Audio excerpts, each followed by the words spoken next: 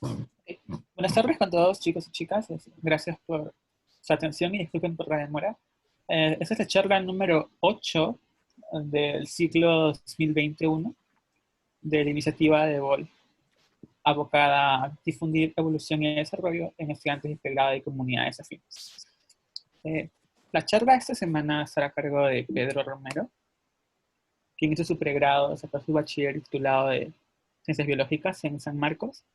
Hizo su maestría en biología molecular en la misma universidad y su doctorado en la Universidad de Frankfurt, Johann Wolfgang Goethe, en Alemania.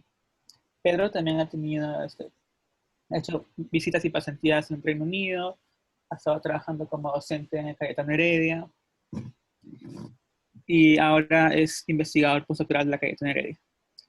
Cabe recalcar también que Pedro ha sido becado por Concitec para el doctorado, es uno de los becarios Concitec, y tiene amplia experiencia en el área de sistemática molecular, principalmente de evolución y biogeografía.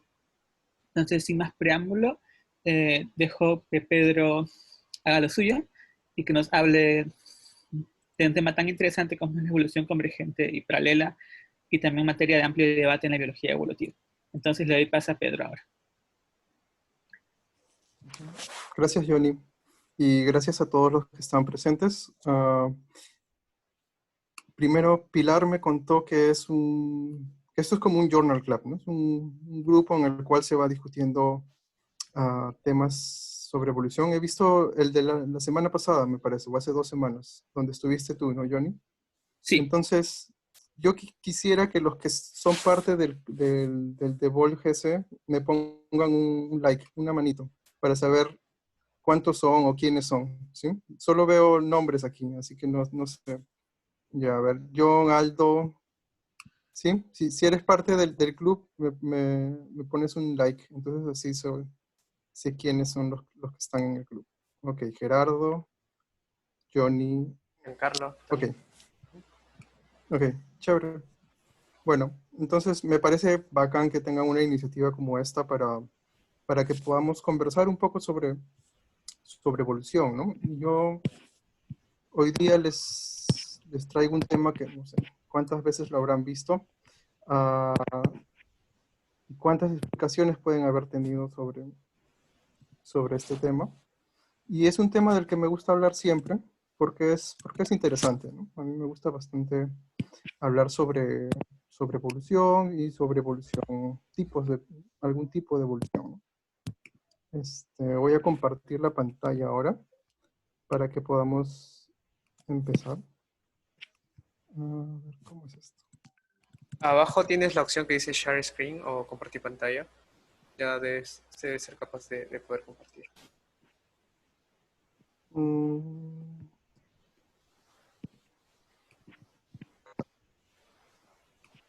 Listo, me avisas. A ver, ya... ok, está. Ya podemos ver tu pantalla. Muy bien. Ya. Pedro, entonces Chévere. tú decides cómo hace la dinámica, si quieres las preguntas, o sea, las preguntas del público en un break o que te interrumpan, tú decides la mejor manera para que... Yo preferiría, ya que somos unos 10 o 15, que sea algo bastante interactivo, ¿no? Entonces, si ustedes tienen preguntas o dudas, o si yo tengo preguntas, los decimos y podemos conversar un poco sobre esto. La idea es que esto sea más que una charla de, no sé, 40 minutos de alguien hablando, ¿no? Algo más como para poder confrontar las ideas que tenemos hasta ahora. Vale, está bien.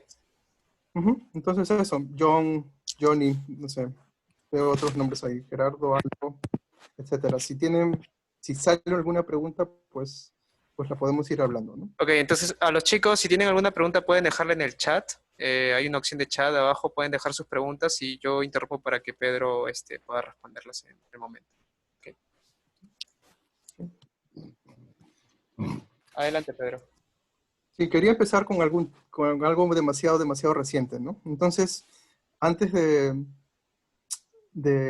empezar la charla, ¿no? Estaba viendo el internet, me un poco, y encontré esta publicación de hoy día en el Twitter de hace algunas horas. Bueno, ahí dice hace una hora, ¿no? Será de horas, de esta estudiante de doctorado, Sumo, Emily, donde nos muestra un preprint que ha sacado justo hoy día sobre la bioluminiscencia. Creo que todos estamos muy relacionados con el concepto, ¿no? Algún tipo de generación de energía en forma de luz que se produce en los organismos. Y lo que vemos ahí en esa ruedita, ¿no? Es que en diferentes filas, en diferentes grupos, la bioluminiscencia ha aparecido una vez y otra vez. E incluso dentro de un mismo grupo hay diversas maneras en las cuales aparece esta bioluminiscencia, ¿sí? Entonces ustedes pueden buscar a esta estudiante de doctorado con su usuario de Twitter y van a ver el preprint, ¿no? O si no, no sé, creo una carpeta luego de la charla y vemos un poco sobre cómo compartir esta información. Y lo que tenemos son diferentes organismos, ¿no? Que utilizan esta molécula, ¿no? Luciferina, y diferentes genes que tienen el mismo efecto, el producto de la bioluminiscencia. Y algunos son homólogos y otros no, y las características de esos genes son muy variadas. Son respuestas diferentes para obtener un mismo fenotipo, ¿sí? Y estas respuestas pues pueden ocurrir en diferentes niveles. Hay un nivel que es el nivel molecular. Mi charla es sobre todo una charla de genética, ¿no? Es este nivel. Pero esto puede ir cambiando y podemos tener niveles que son celulares, ¿no? O subcelulares, y niveles de órganos. Entonces, uno puede empezar a pensar que la convergencia, ¿no? O la aparición de las mismas características puede ocurrir en diversos niveles. Este puede ser el nivel más, no sé, más bajo, digamos, el nivel de tipo molecular, pero podemos tener otros tipos de niveles, ¿no? Un nivel por encima del molecular, celular o de órganos, ¿no? De estructuras. Y lo que yo quería mostrarles es este paper. Si esto que estamos haciendo hoy día es como un Journal Club, yo le había mandado a Pilar un paper, este paper de aquí, ¿sí? Y este paper habla un poco sobre aves y sobre qué tan predecible es la evolución. Básicamente eso es lo que les quiero contar hoy día, ¿no? Entonces, nosotros tenemos ideas a priori. La evolución es predecible o no predecible. Y quisiera nuevamente que si ustedes creen que la evolución es predecible, me pongan un like o un yes o algo así, para ver cuántos estamos de acuerdo que la evolución es predecible, que se puede predecir, que nosotros podemos decir, ah, ya, este es el destino que va a tener esta especie. ¿Sí? ¿Alguno está de acuerdo? Si están de acuerdo, ponen un like y los puedo ver desde el chat. ¿La evolución es predecible? Y parece que no, que ninguno ha estado con esto.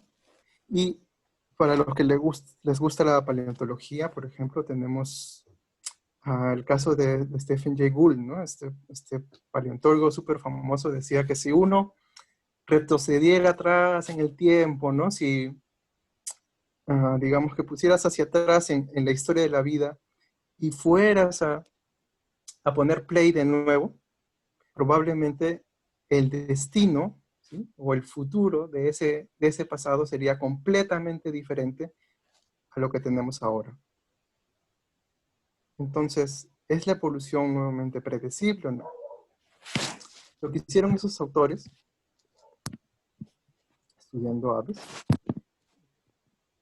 fue estudiar aves que están adaptadas a la altura, a hábitats altos, y aves que están adaptadas, bueno, a hábitats no altos, ¿sí? Entonces, aves que están a una altura, a una gran altitud, y aves que no están a una gran altitud. Y las pusieron a pares, una con otra, ¿sí? Entonces, estas aves están relacionadas entre sí filogenéticamente, pero unas están adaptadas bien a ecosistemas, ¿no? de altura, y las otras no. Entonces, lo que se dieron cuenta, estudiando uno de los genes de la globina, ¿sí?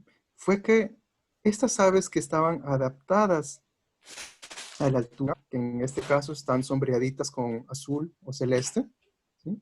Presentaban diferencias genéticas, diferencias moleculares en esta proteína globina. ¿Okay? Y la pregunta es entonces, ¿estas diferencias les permiten adaptarse mejor a ambientes mayores? Porque estas diferencias ocurren, sí, en los géneros o en las especies que están adaptadas a la altura. Entonces, esa es la pregunta inicial.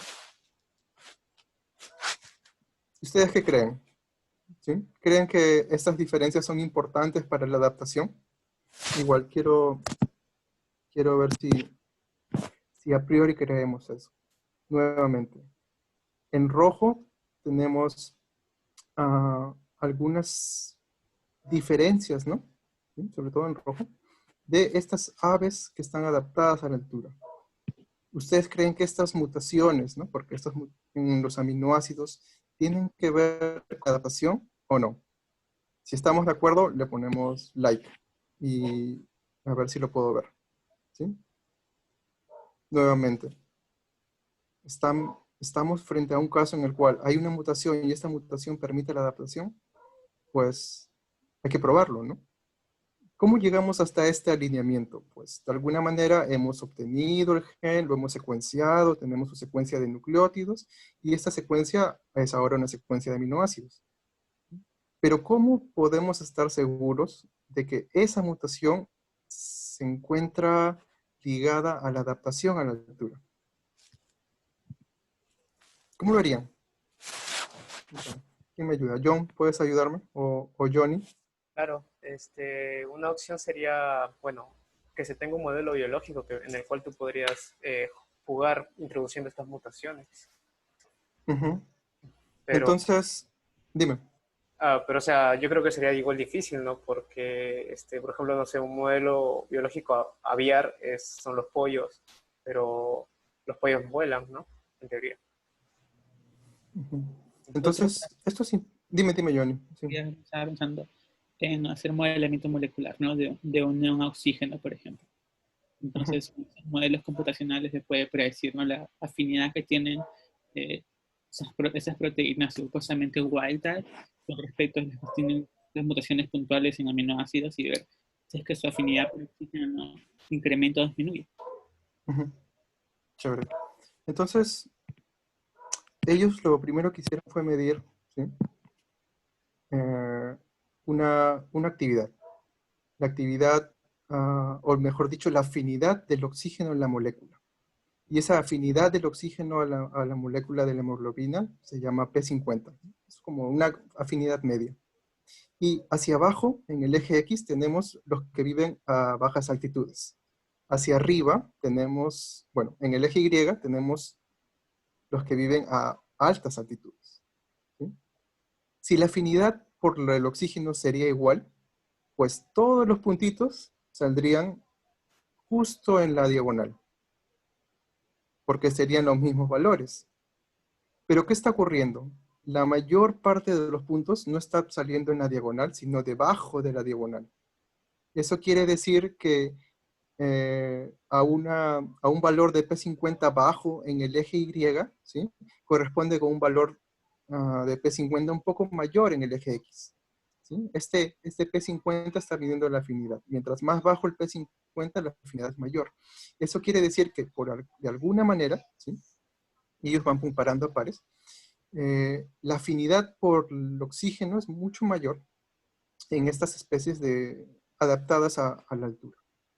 Entonces, lo que ellos hacen, pues, es clonar la molécula y me parece que lo prueban en E. coli. Y eso a mí me parece un poco extraño, ¿no? No sé si ustedes llegaron a ver el paper, porque, no sé, probar un modelo eucariota animal, un ave, en un E. coli, no sé qué tan correcto es, pero cuando probaron esta reacción, ¿no? Se dieron cuenta que estos cambios, ¿sí? Los cambios que habían sido predichos en el análisis de la secuencia, lo que hacían era disminuir el P50 y por lo tanto significa que está aumentando la afinidad de la molécula al oxígeno. Ellos encontraron este cambio en el aminoácido 83, pero también tenían otros cambios en otras especies, ¿sí? Y estos cambios parece que son como aditivos. Una mutación hace que sea un poquito más afín, la otra mutación hace que sea otro poquito más afín, y tener las dos mutaciones a la vez hace que sea todavía mucho más afín. ¿Y saben qué es lo interesante? Que en el caso A y el caso B estamos hablando de organismos, no, o sea, todas son aves, ¿o sí? Pero en un caso son colibríes y en el otro caso son otro tipo de aves. ¿Y qué está ocurriendo? Que en la misma molécula están ocurriendo cambios al mismo aminoácido, este 83-GLI, ¿sí? En este caso es 83-ASN. Entonces, mejor dicho, no es en el mismo aminoácido, pero es en la misma posición. Y estamos llegando a un aminoácido similar, 83-serina. Quiere decir que organismos que están no tan emparentados están teniendo la misma dirección, ¿sí? en el cambio que permite, bueno, que esta molécula sea mucho más afín al oxígeno y por lo tanto esta mutación se fija en estas especies de población. ¿Qué estamos teniendo? Estamos teniendo cambios que son seleccionados en organismos que no están relacionados y que nos están llevando a un mismo fenotipo. ¿Cómo definimos eso? Algunos de ustedes dirán, bueno, esto es evolución convergente, y otros dirán, bueno, a mí me enseñaron que esto se llama evolución paralela. ¿Okay? Es más o menos lo que nos está mostrando el paper. Y ellos hicieron algo todavía más interesante. Como tenemos la filogenia de estos organismos y tenemos las secuencias de los organismos actuales, nosotros podemos reconstruir las secuencias de los ancestros. Y también generaron, ¿sí?, algunos clones con estas secuencias de los ancestros. Y les pusieron las mutaciones. ¿Y saben qué ocurrió? Pues no ocurrió nada. Estos ancestros que tienen presentes las mutaciones no tienen mejor afinidad al oxígeno. Y es porque probablemente esta afinidad al oxígeno no solo esté dada por una mutación, sino sea un conjunto de mutaciones, ¿sí?, que permiten, como decía Johnny, ¿no?, la parte estructural de la proteína. ¿Sí? Funciona mejor si está bajo ciertas mutaciones. Y miren, esta es la figura total del paper, donde vemos que no solo está la mutación 83, ¿no?, que es la que están estudiando ellos, sino que hay varios tipos de mutaciones en varios lugares, pero que probablemente estén contribuyendo a una mejor afinidad de la molécula del oxígeno. ¿Sí? Entonces, el punto aquí es que si uno quiere ver convergencia, debe saber el nivel en el cual está la convergencia. ¿Sí? Al principio en la bioluminiscencia estábamos viendo, no sé, moléculas, luego células y luego órganos, ¿no? En este caso estamos simplemente en el nivel de las secuencias. ¿Existen mutaciones que son similares entre organismos diferentes? Sí, pero también están todas estas otras mutaciones que están apareciendo por ahí y que no las hemos puesto en los cuadritos, pero que también probablemente estén ayudando a algún tipo de adaptación dentro de la molécula. Entonces, si yo les muestro esta figura, ustedes me dirían, ¿aquí parece que hay convergencia o no? Y eso también quisiera verlo en sus manitos arriba. ¿Ustedes dirían que aquí hay algún tipo de convergencia evolutiva? A ver si le ponen like o algo así, podría ir viendo si alguno de ustedes está seguro de esto. La idea aquí es que en el artículo dicen, bueno, sí existe convergencia, ¿no? Porque muchas de estas moléculas que se están produciendo tienen buena afinidad al oxígeno. Pero esta convergencia no necesariamente depende de una mutación, de un cambio, de un tipo de cambio, sino que hay varios tipos de cambio que están ayudando a que la molécula funcione mejor. ¿Okay?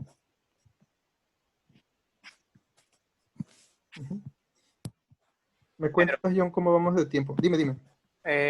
Bien, no te preocupes. Sí, lo que te quería decir entonces es como que la convergencia sería mejor definir entonces como el fenotipo, el resultado final y no como a veces algunos los conceptualizan como que la misma mutación para que lleve a ese mismo cambio. Es decir, hay múltiples Ujú. formas, ¿no? Pero entonces la única convergencia sería el fenotipo, el resultado final, y el paralelismo, en este caso, sería las múltiples formas para llegar a esa convergencia. Ujú. Voy a llegar ahí en unos 5 minutos o 7 minutos. Ok, ok, ok. Lo primero que estamos viendo es diversos tipos de análisis y ahora tenemos una evolución de tipo paralela. ¿Y qué era paralelo entonces? John me dice que es el... ¿Puedes repetirme, John, lo que dijiste hace un ratito? La- ¿De las, qué múltiples era formas, paralelo? las múltiples formas para llegar a ese resultado que sería la convergencia final. Ujú. Entonces, aquí ellos están tomando paralelo como un caso de, no sé, llamémosle convergencia, ¿no? O de fenotipos que están apareciendo. En este caso tenemos unos pescaditos que viven en un ecosistema más o menos limpio contra los que están en amarillo, que son pescaditos que son poecílidos, ¿no? Que viven en un ecosistema donde hay mucho H2S, ácido sulfídrico, ¿no? Algo muy, muy contaminante. Y ocurre que, bueno, estos pescaditos en amarillo, si vemos la figura de la izquierda, tienen una enzima que es esta citocromo oxidasa, que funciona, aún así los niveles de H2S sean mayores. ¿Y cómo es posible que esta enzima funcione? Pues probablemente porque ha tenido alguna modificación, algún cambio que permite que funcione. Entonces, cuando uno explora, y esto lo hacen con un gen, o sea, no es un análisis genómico, nada, solo es un gen, es el gen citocromo oxidasa. Y cuando exploran, en amarillo están los pececitos que son adaptados, se dan cuenta que a pesar que los peces pertenecen a especies diferentes, Poecilia mexicana, Poecilia sulfurana, etc., ¿sí? Aquí en rojo vamos a tener mutaciones similares que ocurren en el mismo gen y en la misma posición para organismos que están adaptados a un mismo ambiente. ¿Cómo llamamos a eso? Ellos lo llaman evolución paralela. ¿Sí? No es que los tres estén relacionados realmente, bueno, todos estamos relacionados de alguna manera, ¿no? Pero estas mutaciones han ocurrido en este pececito, ahí dice Puy S, Puy S2, Pitch, y los tenemos a la derecha, Puy S, Pitch S2, Pitch S1, ¿sí? Son organismos que están en especies diferentes, pero que han encontrado la misma respuesta para el mismo problema. Imagínense. Y bueno, cuando hacen el modelo molecular, ¿sí? Se dan cuenta que estas mutaciones a este nivel pueden hacer canal que permite que entre el H2S o que interactúe el H2S, se cierra un poco, se hace un poquito más estrecho. Y eso puede hacer que la molécula se vuelva mucho tolerante, ¿no? Porque ya no está como siendo taponeada o tapada por el H2S. Y funciona y puede permitir que estos bichos, que estos pescaditos puedan vivir en ambientes mucho más contaminados. ¿Sí? Bacán, ¿no? A mí me gusta esta historia, es muy, muy interesante. Eh, luego tenemos por acá un poco de genómica. Tenemos a las ovejitas y a las cabritas, ¿sí? Que tienen un centro de origen por aquí, por el Asia, y luego, bueno, han ido siendo domesticadas, ¿no? Entonces tenemos diferencias entre especies que son, o bueno, entre organismos que vienen de un centro de origen, salvajes, digamos, y organismos modificados. Tenemos varios grupos, ¿no? Esto se hace con genómica, pero lo importante de este asunto es que cuando ellos observan los cambios que ocurren en los genes, tanto de las ovejitas como de las cabritas, ¿sí? Que son domesticadas, ocurre que los cambios o los procesos que están bajo selección son básicamente procesos parecidos, ¿sí? Entonces, aquí es como una comparación entre los cromosomas de ambos bichos. Y podemos ver cómo hay genes que están siendo seleccionados, ¿sí? En el caso de la domesticación. Y lo que uno tiene al final, ¿sí? Cuando analiza estos genomas, es una tablita de genes y lo que tiene que hacer es dar sentido, ¿no? La genómica te da estas tablas, estas preguntas en realidad, y luego uno tiene que ver, a ver, ¿para qué sirve cada gen? ¿No? Entonces, varios de los genes seleccionados están, no sé, relacionados al color, al tamaño de las crías, al tamaño general, al desarrollo, no sé, de procesos de ácidos grasos, a la forma de las lanas en la oveja, ¿sí? Entonces parece que cuando uno selecciona, porque nosotros hemos seleccionado, ¿no? Artificialmente para la domesticación, estamos seleccionando ciertos genes, ¿sí? Que van a, a poder expresar estos cambios, estas adaptaciones. Y lo chévere del paper es que te dice, bueno, estos genes han sido seleccionados tanto en las ovejitas como en los cabritos, ¿no? Y eso es alucinante porque los humanos hace miles de años no seleccionaban realmente mirando gen por gen, ¿no? Creo que nunca hemos hecho eso en el pasado. Simplemente hay características que están asociadas, ¿sí? Y esas características probablemente estén fundamentadas en genes parecidos. Y como un ejemplito más, no sé si ustedes han alguna vez escuchado de este experimento, que es el experimento de la Escherichia coli. No sé, Johnny, ¿lo han escuchado alguna vez? Sí, en las clases de genética general. Bacán. Entonces, les cuento súper rápido, ¿no? Estas son las 12 tribus de Israel. En algún momento, en los años, no sé, 80 puede ser, o 90, ¿sí? Se empezó a correr este experimento, son Escherichia coli, cada una en un frasco diferente, ¿sí? Y lo que se hace es que se saca un poquito de este medio y se cultiva un medio siguiente y el medio anterior se congela, ¿sí? Y luego al día siguiente se saca de nuevo un poquito de este medio y se cultiva en otro frasquito y así. Y esto se ha venido haciendo por muchos años, ¿sí? Según la Wikipedia, el experimento está ahora en stand-by por esto del coronavirus, pero básicamente el proceso se hace día a día, día a día. Lo bacán es que podemos tener generaciones inmensas, ¿sí? Miles de generaciones, y podemos tener un proceso de evolución en tiempo real con las Escherichia coli. Podemos tener ancestros, podemos tener descendientes, y lo que se hace es que la población que ya no se toma, ¿sí? Se congela, y la tenemos por ahí. Y podemos entonces luego ver si hay algunas diferencias genéticas entre la población actual y la población anterior. Y, y lo que ha ocurrido, por ejemplo, es que en casi todos los linajes, ¿sí? Mientras ha ido aumentando más el número de generaciones, por ejemplo, ha ido aumentando el tamaño de la célula, o el volumen celular. Y eso es raro, ¿no? O sea, yo no veo aquí una explicación de por qué es importante que las células bacterianas, ¿sí? Tengan un tamaño mayor. ¿Qué tipo de fitness le puede dar?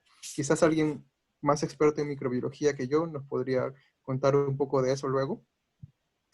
Y lo que ha ocurrido también es que las bacterias han empezado a tener mutaciones, por supuesto, ¿sí? Y las mutaciones ocurren no en cualquier tipo de gen, ¿sí? Hay como un ruido de muchos genes, pero hay algunos genes que son muy, muy comunes a mutar. Y probablemente, ¿no? Estos genes están relacionados siempre con procesos de biosíntesis, y por ahí dice carbón, ¿no? O sea, toma de la glucosa, toma de los nutrientes que existen en ese medio de cultivo. Y en algún momento, ¿sí? En la generación como 30 y tantos mil, ¿sí? Hubo un linaje de estas tribus que empezó a crecer mucho. Y empezó a crecer mucho porque descubrió que podía también tomar nutrientes del citrato que se encuentra en el medio, ¿sí? Y esta mutación ocurrió y este bicho, bueno, este linaje de E. coli empezó a crecer mucho. Entonces, así como hay mutaciones que son como, ¿cómo decirlo? Son muy comunes entre varios linajes, ¿sí? Van apareciendo siempre. También hay mutaciones que son poco comunes, pero que permiten un mejor fitness a la bacteria. Entonces llegamos al punto central de la charla. ¿La evolución es paralela? ¿Es convergente? ¿O qué es paralelo? ¿O qué es convergente? ¿Sí? Entonces, esta es una figura que yo hice hace ya bastante tiempo para mi tesis doctoral. Mi tesis doctoral, que he puesto unas diapositivas luego, básicamente trató de ver si había convergencia evolutiva en el proceso de terrestrialización, de invasión de hábitats terrestres. Pero la pregunta por encima de todo eso es si la evolución es convergente o es paralela. Entonces, yo quiero aquí que chequen bien la diapositiva y veamos que hay como conceptos un poco, ¿cómo decirlo? Diferentes, ¿no? Conceptos diferentes sobre qué es evolución convergente y qué es evolución paralela. Lo puse por ahí, dice la visión del morfólogo, y no sé si Aldo está de acuerdo conmigo, que nosotros podemos llamar evolución paralela a procesos que generan los mismos fenotipos, pero que ocurren en organismos muy relacionados, o bastante relacionados. Mientras que si estos procesos ocurren en organismos que son distantes filogenéticamente, las vamos a llamar convergentes, según la visión morfológica. En cambio, si nosotros tenemos la visión genética, ¿sí? Vamos a llamar procesos de convergencia, ¿ok? Si tenemos mecanismos moleculares diferentes, ¿sí? No sé, genes diferentes que producen el mismo fenotipo, y paralelo, si tenemos mecanismos moleculares iguales. No importa si estamos hablando de organismos que son similares o de organismos que son diferentes. ¿Sí? Y aquí sí quisiera algunas ideas de ustedes, algún feedback. No sé si Aldo o Johnny. ¿No sé? ¿John? O Johnny, no sé. Solo para agregar Cuéntame. con respecto a, porque lo que yo hago es como un intermedio entre ambos. Estoy de acuerdo con este cuadro en principio. Mm, y personalmente, por ejemplo, doble evolución convergente cuando a nivel de estructura e incluso a nivel, por ejemplo, de expresión de genes es igual, pero el mecanismo molecular para llegar a la expresión de ese gen es distinto, ya sea por vías de señalización, por elementos reguladores en sí, etc. Ujú. Aldo, quisiera, no sé, si tienes alguna vista desde el punto de vista más morfo, ¿no? Si te digo a ti, Aldo, porque no conozco a otros ahí que hagan cosas más de organismo o de paleo, no sé. No sé si está Aldo por ahí. O si no, no, John. John, cuéntame. Si también estás como de acuerdo con la figura o tienes algo para aportar. Bueno, yo soy más experimental, más molecular, por así decirlo, y generalmente en todo lo que leo y lo que he visto generalmente hasta ahora hablan más de convergencia, ¿no? Convergencia evolutiva para tag picture, pero un paralelismo solamente lo mencionan como que, o sea, tomaron la misma ruta, ¿no? Pero para llegar al final a decir que es convergente. Por eso es como que es más la idea que yo tengo. Pero como tú lo estás mostrando, sí, los términos o las definiciones varían en cada campo, ¿no? Y unos tienden a ser más exquisitos que otros. Sí. Hola, Hola, Giancarlo. ¿qué tal? ¿Cómo estás? Sí, de repente puedo contribuir con alguna idea. Ujú, sí, por favor. Había leído ese término en un libro que es adaptación genotípica paralela, que, que está más relacionado con eso de las mismas modificaciones en genes que tienden a seleccionarse en linajes separados. Ujú. Entonces, supongo, no sé cómo se podría corroborar, pero creo que esto sería más, es más probable que se dé en linajes o en grupos que estén más relacionados entre sí, por el término, bueno, por lo que es el developmental constraint, que es, o sea, más o menos hay cosas que no pueden pasar en ciertos linajes por los separados que están, por lo mucho que han divergido sus fenotipos, ¿no? Sí. Entonces, hay más chances que se dé ese tipo de adaptación fenotípica paralela, o sea, selección de modificaciones en los mismos genes, en grupos que estén más emparentados entre sí. Y convergencia sí podría ser de una manera mucho más laxa, ¿no? Como en el caso de las alas de los insectos y las alas de los mamíferos o de las aves, ¿no? Que llegan a cumplir una misma función, igual, de manera muy, muy general, pero con caminos eh, moleculares subyacentes muy, muy distintos, ¿no? Entonces, de repente, por ahí, como paralela, es más probable, hay más chances que se dé en grupos más afines, y convergente, pues, de manera más amplia. No lo sé. Chévere. No sé, nos ponemos de acuerdo, quizás no, ¿no? Hay Ah, bastante controversia en y, realidad, ¿no, y Pedro? esto es, claro, esta es una pregunta que ustedes se deben haber hecho en su curso de evolución o de biología o de desarrollo. Y este es algo, esta figura, o sea, yo la he sacado de un paper del 2014, he modificado un poco. Y el paper que les he mostrado al principio de la bioluminiscencia sigue citando a ese paper del 2014. ¿Y sabes cuál es la respuesta que llegaron en ese paper? Pues que cuando hay un problema así como este, entonces difícil tener una solución correcta, ¿no? Lo que hay que hacer es tomar una posición. Y eso es algo que a mí me parece importante en ciencia, ¿no? Ya tenemos dos bandos diferentes o dos escuelas diferentes del pensamiento, pero hay que tomar una. Y a partir de esa, nosotros empezamos a proponer una teoría. Y si no te gusta ni una ni la otra, puedes hacer lo que hicieron en el paper. ¿Y qué hicieron en ese artículo?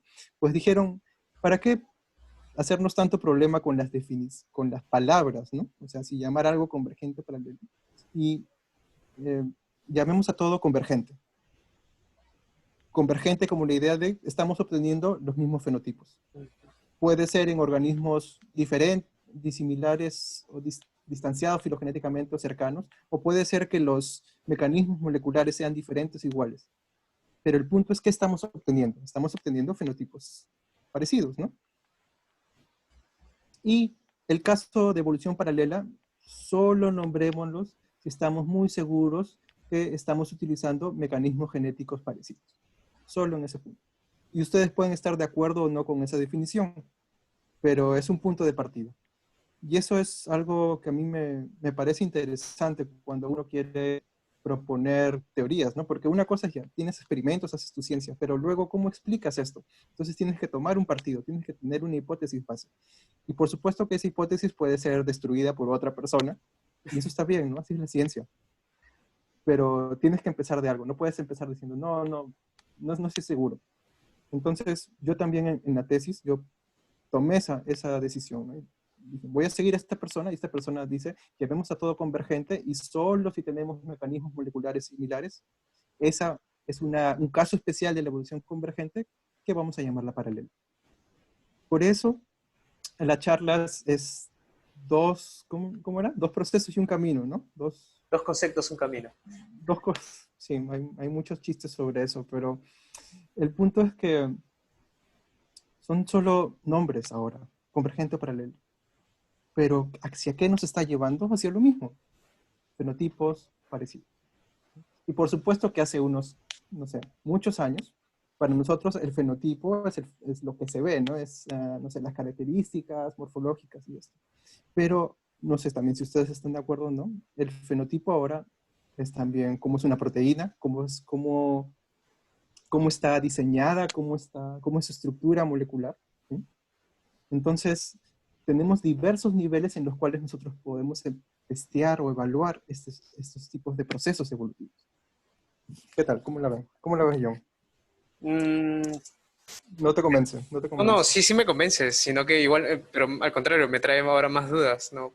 O mejor dicho, la aclaración que das respecto a los conceptos me hace pensar mejor un poco algunos ejemplos que he visto. Por ejemplo, tú, ahora que das un poco el enfoque a nivel de aminoácidos, y no solamente secuencia de DNAs, me hace pensar, por ejemplo, en el caso de artrópodos.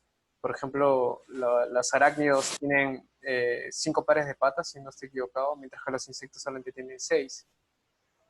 Y entonces recuerdo un paper del 2002 en el cual, por ejemplo, ellos identifican que hay una mutación en el caso de todos los insectos, incluyendo mosquitos, mariposas, ¿no? Polillas, de que hay una inserción de polialaninas, una inserción como 6 7 alaninas. Entonces, esta inserción se da en uno de estos genes homeobox y le da una función particular a esta proteína, ¿no? De poder reprimir otro homeobox y como tal, entonces, reprimir la presencia de patas extras en los insectos, ¿no? Pero es como que el punto al que voy es que esta misma mutación está presente en todos estos diferentes clados de insectos. Es como que casi el mismo efecto. Pero en cambio, por ejemplo, los ejemplos que tú mencionas, en el caso de las aves, es como que si bien es el mismo aminoácido, es el mismo lugar, pero el aminoácido al que llegan son diferentes, es más variado, es más random. Pero de alguna forma sí, creo que me ayuda un poco mejor a explicar este tipo de casos particulares.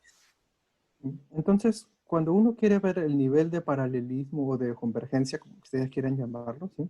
Tienes que ver eso, ¿en qué nivel estás hablando? ¿Estás hablando en nivel de mutaciones solo en la secuencia, de mutaciones en las proteínas, de pathways, ¿no? De vías bioquímicas similares, de células similares o de órganos similares? Entonces vamos a tener varios tipos de niveles en los cuales nosotros podemos empezar a evaluar si esto es convergente, ¿no? Si los fenotipos están siendo convergentes. ¿Cómo vamos de tiempo? No sé. Vamos bien, o sea, depende de ti, cuánto quieras. Bacán. No estoy con el reloj ahora, pero esto era, ¿no? Yo propuse, no propuse, sino más bien dije, voy a utilizar el concepto de esta persona porque esto me va a ayudar a mí a explicar lo que yo estaba encontrando. Y aquí está el famoso Titanic que dije que iba a aparecer en la charla, sí o sí. Porque uno de esos casos en los cuales hay convergencias es la invasión de la Tierra, ¿sí? Esta invasión de la Tierra no ha ocurrido en todos los filos. Ha ocurrido solo en algunos tipos de organismos, ¿sí? Y entonces yo en la tesis de doctorado estudié uno de estos tipos de organismos que son los moluscos que habían invadido pues la Tierra, ¿no? Entonces yo tenía estos bichitos que son algunos marinos y otros intermareales y otros terrestres y otros de agua dulce. Y ahora sí. ¿Sí? Aquí en marrón tenemos los bichos que son terrestres. Entonces, esto de aquí no ha ocurrido en todos los clados, sino que ha ocurrido probablemente paralelamente o convergentemente, como queríamos llamarlo, en algunos de estos clados. ¿Sí? Y para ese tiempo, ¿sí? Hace unos 4 años ya, no estaba muy claro cómo era la filogenia de una de estas familias que son los Elovidae. Entonces yo tuve que resolver la filogenia en el doctorado. Este fue mi primer paper de doctorado. Y encontré que aquí en negrito tenemos los bichos que son terrestres. Entonces, que este proceso ha ocurrido, yo lo llamo independientemente, ¿no? No es que el ancestro común sea el terrestre, sino que era intermareal y algunos de estos bichos que son de estas dos familias, ¿sí? Tanto Pitinia como Cariquina, consiguieron adaptarse y lo consiguieron independientemente. Y entonces, como no sabía qué hacer, porque ya tenía esos datos, ¿no? Ya tenía la filogenia resuelta de una familia. Entonces, lo que hicimos fue secuenciar las mitocondrias de estos bichos, porque yo había leído que probablemente podíamos encontrar algún tipo de señales de selección natural en los genes mitocondriales. Y además las mitocondrias son genomas bien pequeñitos, ¿no? Tenemos solo 13 genes y es mucho más fácil estudiarlos, sobre todo si no sabes mucho de informática. Entonces, si empiezas con sets de 13 genes para muchos bichos, está bastante fácil, ¿no? Entonces, estudiamos varios de estos mitocondrias. Muchas estaban también ya en las bases de datos, como en GenBank. Y entonces, lo que quería probar era si había señales de adaptación, ¿sí? en algunos de los clados terrestres. Por ejemplo, en el Ovioidea o en los estilomatóforas, que son los caracoles terrestres que todos conocemos. Entonces yo obtuve la filogenia, hice las pruebas estas in silico, ¿no? De selección. Y sí, encontramos que habían señales de selección, pero no habían señales de selección en todos los genes, sino que solo en ciertos genes, como por ejemplo el NAT5, ¿no? De las deshidrogenasas, o el citocromo B. Entonces, miren, estos son mis bosquejos ¿cómo llamamos? De diseños moleculares, ¿no? Yo me bajé las secuencias de la E. coli o de otros bichos parecidos, creo que el citocromo es de una vaca, hice un alineamiento estructural para ver dónde estarían estas mutaciones, ¿sí? Y qué podrían estar afectando. Pero más interesante que eso fue que me puse a revisar otra vez la literatura y lo que encontramos fue que esas mutaciones que yo había encontrado en mi trabajo ya habían sido reportadas para otros bichos. Y entre esos bichos teníamos, no sé si ven, delfines, ballenas, focas, o los mismos humanos, ¿sí? Entonces parece que la selección estaba actuando en los mismos lugares, en los mismos aminoácidos, de los mismos genes, del mismo genoma, que es mitocondrial, solo que los resultados no eran todos iguales. No todas estas mutaciones están ligadas a que se ha invadido la Tierra. Pero podría ser, ¿sí? Porque había sido reportado para murciélagos y ha sido reportado para cetáceos, ha sido reportado para caracoles, que están ligadas a algún tipo de proceso de cambio, ¿no? De adaptación al cambio, de adaptación a un nuevo ambiente. Y ahí quedó mi trabajo, ¿sí? Yo llegué hasta ahí porque yo soy más de compu que experimental. Entonces, con lo que hemos visto hasta ahora, ¿cómo podría demostrar yo que estas mutaciones ciertamente están contribuyendo a un aumento en el fitness del organismo? ¿Alguna idea? No sé, Johnny o John. Bueno, nuevamente, tiene que ser testearlo, o sea, usando un modelo biológico, ¿no? Que pueda reproducir estas características al introducir esas mutaciones. Exacto. Entonces, si hubiera hecho eso, pues tendría un CEL, ¿no? Un super paper, que son estos papers súper bacanes donde tienes toda la parte, no sé, de cómo llegas a tu pregunta y tu hipótesis. En mi caso, yo hice la mitad del trabajo, pero la otra mitad del trabajo es ir al laboratorio, clonar, probarlo en diferentes tratamientos, etcétera, y poder ver si estas mutaciones están ligadas, si realmente a aumentos de fitness o de mejor metabolismo y esto, ¿no? Y esto alguien lo va a hacer, ¿sí? Quizás yo no, pero alguien va a agarrar esa idea, porque ahí está rondando ya, y lo va a hacer y probablemente vamos a tener resultados bastante interesantes, ¿no? Entonces, eso es lo bacán, ¿no? O sea, nuestros trabajos son en realidad parte de un todo, ¿sí? Yo he aportado un puntito en el conocimiento, pero a partir de ese punto puede venir otra persona con mejores herramientas, mejores datos, mejores métodos y avanzar un poco más. Y lo mismo está sucediendo en muchos otros campos, ¿no? Entonces, esto es como la diapositiva final de mi tesis, me acuerdo. O sea, yo empecé a encontrar que habían diferentes tipos de paralelismo en los mecanismos moleculares, ¿sí? Como les dije, yo había encontrado, sí, selección en los mismos genes, en los mismos aminoácidos, pero esto no significaba que el cambio de los aminoácidos sea igual, ¿sí? Los aminoácidos eran diferentes y sus propiedades bioquímicas eran diferentes, entonces yo no podía generalizar y decir, bueno, esta es la mutación que permite que los bichos sean terrestres, sino que esta baja selección, sí, está modificando la proteína de alguna manera, sí, pero hay que verlo en un contexto mayor. Contexto genético, aminoácido, y en el contexto de las vías, sí, pues tiene que ver con mecanismos de fosforilación oxidativa, de lo que hacen las mitocondrias. Probablemente den una mejora en el fitness de las mitocondrias. Quizás los organismos que se adaptan a nuevos ambientes necesitan más energía, ¿sí? Que los que están ya preadaptados. Entonces, esas son hipótesis que pueden surgir a partir de nuestros datos. Y mucha de esta charla, ¿sí? Que ha sido, no sé si rápida o lenta para ustedes, también me ha llevado a encontrar este libro. No sé si ustedes lo han ya lo han visto, lo han leído. Se llama Destinos Improbables, de Jonathan Lossos, que es famoso en evolución. Y yo he estado revisando el libro de a pocos nomás, ¿no? Para ver qué historias nos estaba contando. De ahí saqué, por ejemplo, la historia de las botellitas de la E. coli. Y este libro nos muestra muchos casos, si ustedes están interesados, ¿no? Que los puedo compartir porque ya me lo bajé por LibGem.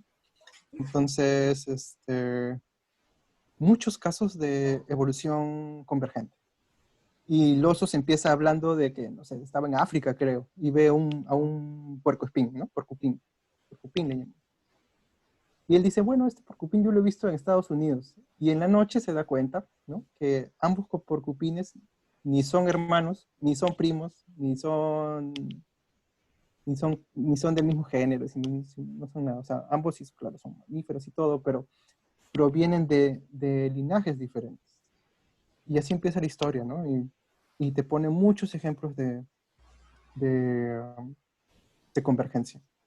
Y creo que el de la izquierda, ¿no? Tiburones y, no sé, a ver si me equivoco, y dinosaurios y delfines, y también nos muestra un ejemplo muy, muy bueno de cómo organismos que no están tan cercanamente relacionados pueden llegar a generar las mismas estructuras, ¿sí? Y no sé si alguna vez en Discovery, ¿sí? Estamos modo Discovery, han visto esta figura del dinosauroide. No sé, John o Aldo o Johnny, no sé, si alguna vez han visto No, el capítulo donde muestran al dinosauroide. O Mañana la historia. Bueno, y si no la manjan, creo que como en los 80s, algo así, descubrieron un dinosaurio que se llama Troodon y que tiene un cerebro bien, bien grande, o sea, comparado, ¿no? con el cuerpo. Y lo que hizo este paleontólogo fue empezar a decir, ¿y qué pasaría si los dinosaurios siguen aumentando su masa cerebral? Bueno, tendrían que estar en dos patas y tendrían que desarrollar estructuras mejores para este cerebro. Una línea de pensamiento que lo llevó a decir, bueno, si los dinosaurios hubieran seguido evolucionando y aumentando su inteligencia, probablemente tendríamos un dinosaurio como este, ¿sí? Y este dinosaurio como este, bueno, pues se parece a algunos de nosotros quizás, pero la idea aquí es como decir, o sea, ¿cuántos son los caminos realmente que puede tomar la evolución? Son caminos infinitos. Es como decía Gould, que si volvemos hacia atrás y regresamos, la historia va a ser completamente diferente. O en realidad, como decía la persona que participó hace un rato, hay esto que se conoce como constraints, ¿no? ¿Cómo llamar? Limitaciones del desarrollo. Developmental Porque constraint. al final estamos usando, como les puse en la descripción, ¿no? Los mismos bloques, los mismos ladrillos. Somos ADN y este ADN se está conformando en cromosomas y sigue procesos de selección y los mecanismos regulatorios finalmente entre diversos organismos, y ahí Johnny o John me corrigen, tampoco es que sean tan diferentes, ¿no? Son genes parecidos o homólogos o ortólogos, ¿sí? Que están produciendo mecanismos convergentes, ¿sí? Que si bien son utilizados un poquito diferente en cada fila, en cada grupo, ¿sí? Estamos utilizando los mismos bloques y estamos obteniendo respuestas un poco diferentes, pero que en muchos de los casos nos van a llevar a fenotipos muy parecidos, ¿sí? Estos destinos improbables, ¿no? Quizás no son tan improbables si nosotros podemos integrar mejor la genética, la teoría evolutiva, no sé, el estudio de la bioinformática estructural, el estudio de los fósiles, el estudio de los organismos, ¿no? Algo más organísmico, ¿sí? Si nosotros vemos a varios niveles, nos vamos a dar cuenta que muchas veces hay como una repetición de patrones. Y esto es porque, bueno, porque es mucho más sencillo para la selección natural tomar de algo que ya existe, a crear algo completamente diferente. Por supuesto, con esto no estoy en contra de que haya, no sé, esto de novedad, ¿no? Y ustedes también, quizás en sus clases de genética han visto cómo aparecen los nuevos genes así de la nada, o recombinaciones, etc. Pero mucho de lo que tenemos ahora, ¿sí? Surge a partir de caminos comunes. Y por lo tanto, muchas veces vamos a poder tener fenotipos muy, muy parecidos. Y yo creo que hasta ahí, sí, hasta ahí. Sí, está bien. Porque esto es lo de la mañana que les estaba contando de los genes de bioluminiscencia, que son súper diferentes, pero al final están usando las mismas moléculas, ¿no? Genes diferentes utilizando la misma molécula para obtener los mismos patrones. Pero sí, hasta ahí. No sé si podemos participar o algunas ideas que les ha dejado esta conversación, ¿no? Mi idea no ha sido adentrarme mucho en los procesos, no sé, más moleculares, pero hablar mucho de esto para poder soportar mi hipótesis, ¿no? Que finalmente mi hipótesis es, uno, convergencia, como la llames, convergente, paralelo, llámala convergente, paralelo, pero igual, los organismos están dirigiéndose hacia un mismo espacio, y es porque están utilizando los mismos ladrillos, los mismos building blocks. ¿Sí? Eso.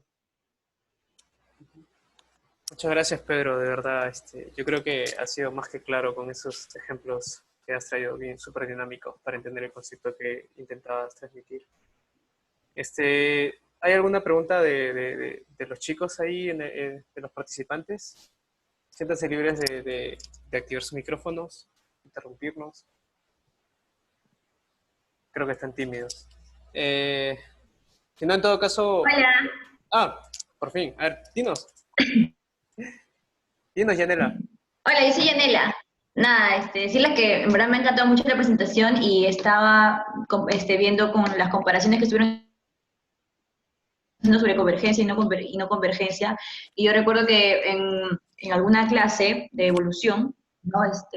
Con un profesor estábamos hablando de que muchas veces se ve que cuando hay, o sea, como finalmente el patrón que va a haber, ¿no? Entre diferentes especies va a tender a veces a, simplemente por funcionalidad, ¿no? Por funcionalidad para, más que nada, adaptarse. Entonces, a veces ni siquiera el medio es el mismo, ¿no? Ni siquiera el medio o el ambiente en el que se ve afectado es el mismo, sin embargo, en cómo tienen que responder para sobrevivir va a converger. O sea, es como que la situación como que va a converger para poder sobrevivir y esto va a hacer de que también se influyan en sus estructuras o incluso en ciertos hábitos o comportamientos, ¿no? Porque no solamente es estructural, sino también comportamientos que van a adaptar para poder sobrevivir. Entonces, de hecho tenía algunos comentarios, pero como ya les he estado mencionando, nada, decirles que en verdad me ha encantado mucho la ponencia que acaban de hacer y que lo he disfrutado. Sí. Johnny, no sé si estás por ahí. Johnny no está en ese momento. No está. Bueno, es que justo con Johnny hicimos una clase, él hace cosas de Evo, ¿no? Y no he puesto el ejemplo acá, pero está el ejemplo de estas mariposas, las Melpomene erato, se llama. Uh-huh. Creo que son muy famosas en desarrollo. Que una se copia de la otra, ¿no? Porque una es como que la venenosa y la otra se copia, que el mimetismo y todo. Y entonces en el paper claro, sí he visto, pues, ¿no? También incluso sí. El mimetismo también es una muestra, ¿no? De comportamiento. Sí, y entonces es otro tipo, el comportamiento es otro tipo de conversión. Y también tiene una base genética, ¿no? Hay un gen ahí que se expresa justo en ambas, ¿no? Y que probablemente sea parecido porque ambas tienen un ancestro común y todo, pero encontraron la respuesta a cómo seguir sobreviviendo, ¿no? De maneras diferentes. En un caso, en una es su coloración y todo, y en la otra es que, bueno, me copio de esta que se supone que es venenosa, y también tengo con eso un aumento en mi fitness, ¿no? Y eso es bacán. Entonces, ese es un punto importante, ¿no? Que yo he visto o he descrito aquí solo los mecanismos más moleculares, ¿no? Pero por encima de eso tenemos, no sé, o sea, comportamientos comunes o hábitats comunes, no sé. Tenemos como una pirámide de diferentes niveles donde nosotros podemos ver la convergencia. Sí, de hecho que sí, pues comparto de hecho lo que me acabas de comentar, porque sí, de hecho se ven de muchas formas, ¿no? En comportamiento. Y claro, de hecho sí debe existir base genética, ¿no? Para todo esto, incluso en el mimetismo, No, no sé si la que hablaste del ejemplo de la mariposa es justo la que estoy pensando, que es como que hay una mariposa que en los colores se parece mucho a una que es Ujú, venenosa, ¿no? Que de hecho cuando sí. las aves evitan comérsela porque causa muerte. Entonces, creo que es medio color amarillo, pardo, ¿no? Con unos aros negros. No me acuerdo ahorita el nombre de la Negrito con especie, rojo, creo. pero que No, sí, no hay una puse que la la imita, diapositiva. ¿no? Sí. Hay Sí. hablando sobre eso, bueno, primero agradecer a Yanela, gracias por tu respuesta y tu participación. Nos alegra que disfrutes esta charla. Hay una serie de seminarios en ecología y en evolución que los compartimos anteriormente el link, pero es una serie de charlas. Vamos a compartir el canal de YouTube a todos los que han participado. Y donde, no recuerdo el nombre de la investigadora, pero ella investiga en esto de las mariposas, el mimetismo, y no solamente, es una fortuna de que al menos para este tipo de mutaciones se identifiquen unos cuantos genes, porque cuando hablamos de Ujú, comportamiento, generalmente estas características son poligénicas, lo cual lo hace sumamente complejo, ¿no? Investigar, pero es una suerte a ese nivel y también de que para el estudio al menos del mimetismo y de los colores de alas, usan bastante lo que es física, ¿no? Por esto de la refracción y absorción de los rayos solares en las escamas de las alas de las mariposas, ¿no? Y principalmente estas mutaciones están ligadas, si mal no recuerdo, a genes relacionados con el citoesqueleto, principalmente filamentos de actina, ¿no? Porque esto hace que las escamas se contraigan un poquito más o no para que reflejen y entonces, digamos, den el mismo patrón de coloración, ¿no? súper. Eh, Pedro, yo te quería comentar, es súper chévere todo lo que nos muestra, sobre todo que de alguna forma la respuesta es más, bueno, en estos casos cuando mencionas relacionadas más al metabolismo. Eh, lo que yo te quería comentar era, bueno, obviamente el metabolismo es importante y es más complejo, involucra bastantes rutas y pensar a las mitocondrias es como que darle, ¿no?, el primer lugar donde podrías ir buscando, ¿no? Y los ejemplos que nos has mostrado están básicamente ligados a regiones codificantes, proteínas. Pero Ujú. ¿tú también crees que estos cambios se den a nivel de regiones no reguladoras? Por ejemplo, enhancers, insulators. Ujú. Yo creo que, o sea, pero igual esta enhancer, siendo no regulador, es un punto en el cual una proteína va a unirse, ¿sí? ¿No? O sea, estos reguladores que están por fuera de las regiones que se expresan, igual pueden tener algún, ah, afectar, ¿no?, la expresión de algún gen o no. Entonces, am, sí puede ocurrir. Y los mecanismos, o sea, no es tan complicado cambiar los fenotipos finalmente. Eso Sí. creo que es también una idea que yo tengo, porque cuando uno trata de hacer el nexo entre la parte genética, ¿no? Ya tenemos una mutación, a una parte fenotípica, es siempre como, uy, ¿dónde está ese camino? ¿Y cómo es posible que aparezcan estructuras tan complejas casi de la nada? Y no es solo el cambio de una mutación, sino esta mutación puede cambiar también cómo están conversando los genes entre sí o las células entre sí y generarnos nuevas estructuras muy, muy fácilmente, ¿sí? El límite o la barrera no es tan alta si chocolateamos, si mezclamos los mismos mecanismos regulatorios. Y eso es algo interesante y yo creo que o sea, es un tema como de desarrollo. Por ejemplo, yo de CRISPR-Cas no sé mucho, pero ¿cuántas cosas podemos cambiar con esta técnica Sí. y empezar a jugar con mecanismos regulatorios y cambio algunas posiciones u otras? Algo que también quería decir es que, como en el ejemplo de las aves, a veces muchos creemos que un cambio fenotípico está realmente determinado por un cambio en un gen, o una mutación en un gen. Y no necesariamente tiene que ser así, ¿no? Las mutaciones pueden estar alrededor del gen, cerca, lejos, no sé. Pero entre ellas pueden tener un efecto aditivo y poder um, hacernos llegar nuevamente al fenotipo que estamos viendo, ¿no? No sé, creo que aquí todavía hay una, no sé si decirlo, confrontación, pelea entre decir, bueno, sí, ¿cómo es? Un gen, una enzima, ¿no? Una mutación diferente te produce ya un fenotipo diferente. Sí. Quizás no es así. Quizás en algunos casos, o sea, las respuestas como siempre en biología son una parte de esto sigue este modelo y la otra parte puede seguir otros modelos. Y eso es ok, ¿no? O sea, Mm. no, ¿cómo decirlo? No es determinista, no es ya. Yo sé que estoy cambiando en un aminoácido y sé que cómo va a funcionar para siempre. Y eso lo vimos en las aves, ¿no? Ellos cambiaron los aminoácidos, reconstruyeron las secuencias de los ancestrales, les pusieron mutaciones que se supone funcionan y la proteína no funcionaba mejor, porque está en un contexto. Y en ese contexto también hay otras mutaciones que no hacen pues, que la proteína sea la superproteína. Exacto. Sí, bueno, Eso. te preguntaba esto bueno, al menos en Evodevo había, bueno, creo que sigue habiendo, no sé, una confrontación entre dos escuelas, ¿no?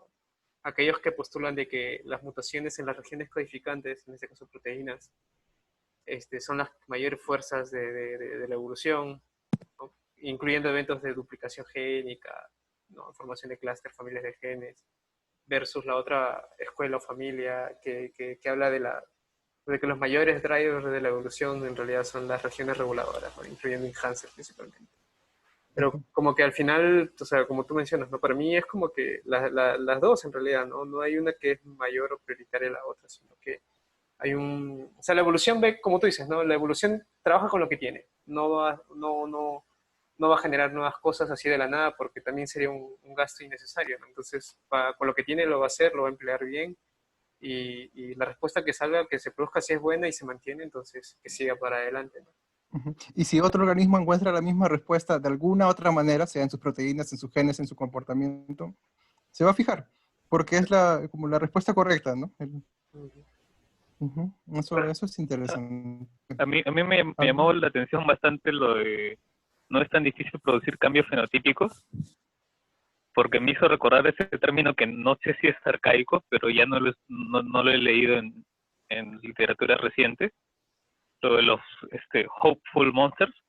Ah, O sea, la idea de que, bueno, se referían a cambios en genes homeóticos, pues, ¿no? Y que por chance uno de estos cambios, que en la mayoría de los casos, en la mayoría de los casos son deleterios, son no compatibles con el desarrollo, pueden llevar a grandes saltos evolutivos, ¿no? De repente, pues, no sé, aplicado a lo que son ahora las redes regulatorias, porque creo que este concepto fue formulado cuando, bueno, todavía no se sabía casi nada de redes regulatorias, pues, ¿no?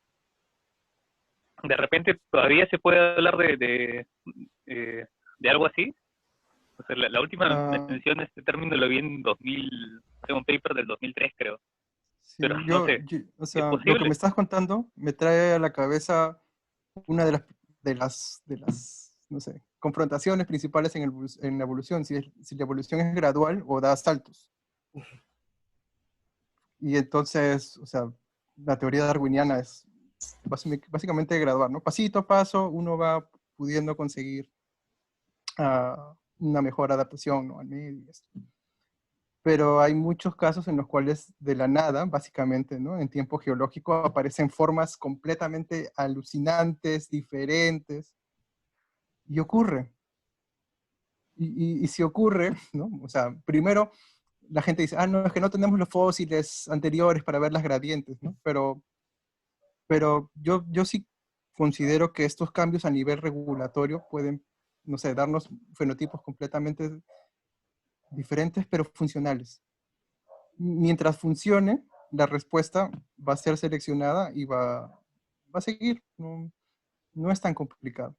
Entonces, nosotros, por ejemplo, en nuestro tiempo de vida no vamos a poder experimentar con nosotros mismos, no sé, pero en el caso de las bacterias, si ustedes siguen estos experimentos que se hacen con estas 12 bacterias, empiezan a aparecer, no sé, pues, cambios en diferentes genes, a veces cambios en los mismos genes, pero producir otros tipos de fenotipos o cambios completamente nuevos que no aparecen en ninguna otra de los linajes. Entonces tenemos aquí como una chanfainita, ¿no? Una mezcla de muchos tipos de factores, pero que al final estamos dándole las mismas respuestas, porque son... sí. Bueno, para verlo, bueno, un poco para acotar lo que pregunta o lo que comentó Giancarlo, sí, esto de los Hotfoot Monster es algo que surgió con esto de los genes Hox, con las primeras mutaciones en Drosophila. Y el concepto nuevamente ha vuelto a vivir gracias a la aplicación de CRISPR, ¿no? Que nos está permitiendo ahora establecer nuevos modelos biológicos. Es como que sí, algo, una promesa. Y los Gene Regulatory Networks sí, hasta ahora. O sea, se siguen trabajando, se siguen formulando, completando los pathways, las redes, involucrando diferentes genes, reguladores, enhancers, todo. Y es algo que nos ayuda a predecir. Pero hay, a veces es muy complicado, ¿no?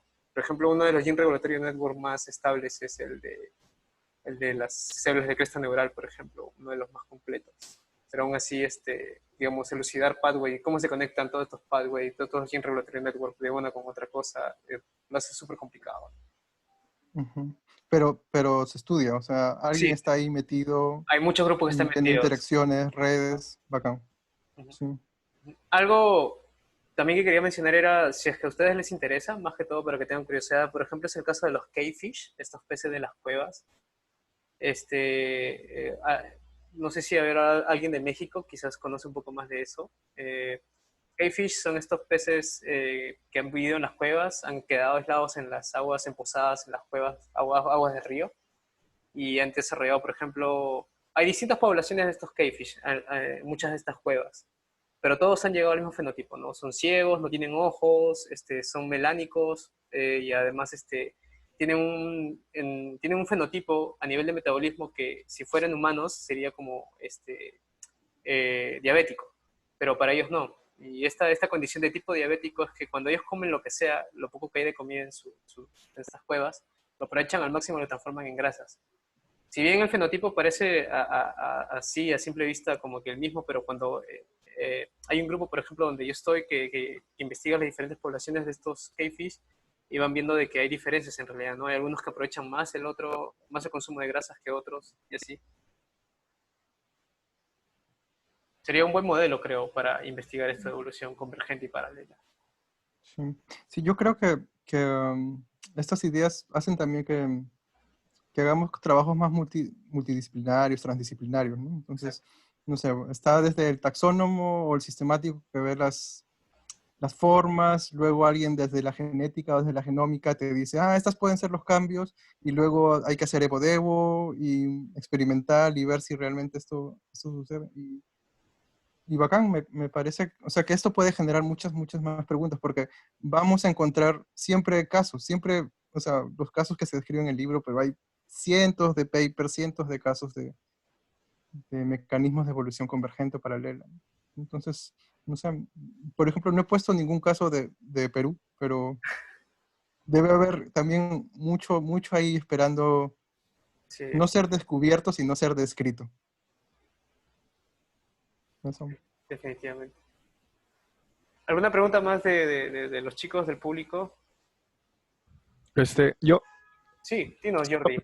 ya, buenas. Quiero hacer lo que he visto más es que se está tomando más como en consideración sería el ambiente, porque he visto que las instituciones son en las mismas posiciones, pero ¿qué tanto tendría que influir ahí la filogenia? Porque hay un concepto de la señal filogenética que puedes cambiar los caracteres, pero va a estar determinado más por tu filogenética, o sea, por tu filogenia de tus antepasados. O sea, puede estar variando, pero aún así hay un límite. Y con lo que usted ponía prácticamente era como que con los mismos bloques se hace diferentes cosas, pero como que entender que no hay un límite tan establecido. O sea, no sé qué posición se podría tomar mejor o algo por el Sí, estilo. es bacán porque, o sea, este paper de Science, que es el de las aves, los patas, o sea, a mí me pareció lo caso que algo tan sencillo, que es reconstruir las secuencias antiguas de los ancestros. Si ya tienes la filogenia y si has hecho un maximum likelihood para hacer tu árbol, ahí tienes los datos en los nodos de los ancestrales. Y ellos clonaron estos, o sea, no diseñaron, sino que obtuvieron las secuencias ancestrales y esas secuencias las clonaron y las pusieron ahí a trabajar en las bacterias, me parece, para ver si funcionaban o no. Y, y a pesar de que uno crea que le pone el aminoácido que hace que funcione mejor, no funcionaban bien, porque, como les decía, ¿no? Es la mutación en contexto. No hay que fijarlo solo en una mutación, en un tipo de mutación, decir, ya esto hace que funcione bien, ya, bacán. Pero si no su contexto, o sea, una proteína en realidad es un conjunto de aminoácidos, ¿no? Entonces cada uno, un cambio que ocurra en cada uno va a afectar a los otros. No sé si eso va por cerca a tu comentario, ¿no? O sea, los autores estos no solo vieron el cambio la actualidad, en el cambio en el ahora, sino si ese cambio podría producir una mejora en el fitness en los ancestros. Y eso me parece bacán. O sea, re- responde, responde mejor la pregunta. Sí, ¿Alguien más, sí. chicos?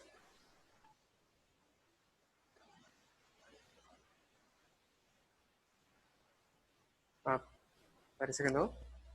Bacán. Chévere. Bueno, No, en yo fin, estoy ya, sin hora, así ya que no sí. sé cómo vamos. Hemos llegado casi a la hora y media, así que ya creo que es. Ah, sí, qué rápido. En fin, bueno, cerrar entonces esta sesión de Debol. Agradecerte enormemente, Pedro, por tu disposición y tu Ah, ya. Sí, voluntad. les quiero dar una primicia, una primicia. Y esto va Dinos, a por quedar favor. grabado, seguro. Sí, está grabando. El siguiente año, o entre enero y febrero o marzo de 2022, vamos a organizar la Escuela Latinoamericana de Evolución en Wow. Lima. O quizás no en Lima o en Perú. Ya hemos sido seleccionados como sede, y estamos empezando a hacer las organizaciones, ¿no? Con todo esto del coronavirus, pensar si el evento va a ser virtual o no, todavía está muy lejos. Estamos tratando de patear lo más lejos que se pueda, pero yo creo que el aporte de ustedes como grupo, pero también de la comunidad que se genere a partir de ustedes, la comunidad de estudiantes que esté interesado en evolución, va a ser importante para el éxito de esto, ¿no? O sea, Definitivamente. ¿quiénes son los que hacen evolución en el Perú? Los piensas a contar con una mano, ¿no? Pero ¿son solo ellos? ¿O será más bien que no nos conocemos entre todos? Y, y yo también veo que es importante el apoyo de los participantes, ¿no? De los estudiantes. Así, en diversos niveles, pregrado, posgrado. Y ya, entonces ya les lancé la primicia. Y Muchas más gracias. bien ahora lo que necesito es que nos ayuden a organizar esto bien Definitivamente podemos y, coordinar. y difundirlo, ¿no? O sea, en el momento en que ya empecemos a tener algunos avances, sería bacán difundirlo y ver cómo podemos.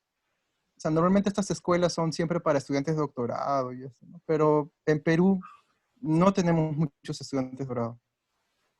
Entonces, también es importante llegar a un nivel, no voy a decir más bajo, pero a un nivel más básico, ¿no? Un nivel de pregrado y todo, para interesar también en las personas, ¿no? Definitivamente. ¿Cuántos de ustedes se interesaron en hacer una tesis en evolución y no podían hacerlo porque no tenían Los fondos. los mentores o los fondos?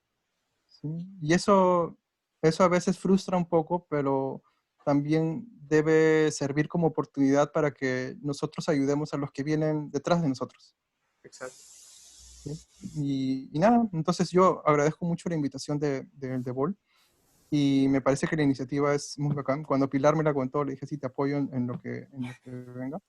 Y igual, si ustedes tienen que seguir, si quieren seguir y necesitan más fondos, también hay que ver de dónde sacarlos, ¿no? Sí, Y que definitivamente. continúe la iniciativa.